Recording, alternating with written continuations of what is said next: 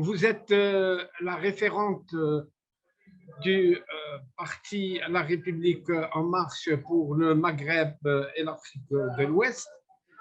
Quel sentiment avez-vous et ont les électeurs français après la réélection d'Emmanuel Macron? Bah, écoutez, Shakir, ils sont très, très heureux. Alors moi, à titre personnel, je suis très, très heureuse.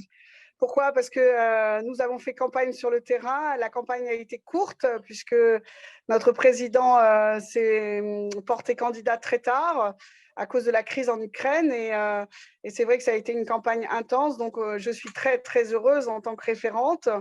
Et puis, les électeurs du Maroc aussi, les Français du Maroc sont très contents. Pourquoi? Parce que il tenait véritablement à la réélection d'Emmanuel Macron. Et puis pour ceux qui ont fait ce qu'on appelle un vote utile, c'est-à-dire ont voté pour Emmanuel Macron parce qu'ils voulaient faire barrage au Rassemblement national, sont contents que le Rassemblement national ne soit pas passé.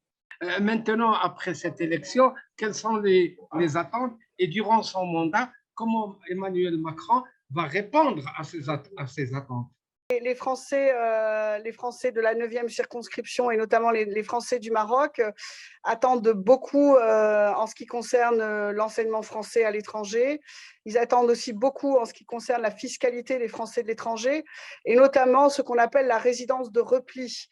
Donc, la résidence de repli, c'est en fait permettre à des Français qui vivent à l'étranger et qui possèdent un bien immobilier en France, que ce bien immobilier ne soit plus considéré comme une résidence secondaire, mais comme une résidence principale, ce qui fait qu'ils paieront moins d'impôts sur cette résidence. Donc voilà, il y a énormément de sujets qui comptent pour les Français de l'étranger et je suis sûre que notre président et le futur Premier ministre et son gouvernement mettront tout en œuvre pour que les Français de l'étranger soient écoutés. Et en tout cas, moi, en tant que référente La République En Marche pour le Maghreb et l'Afrique de l'Ouest, je ferai tout pour que les Français de l'étranger soient écoutés à Paris.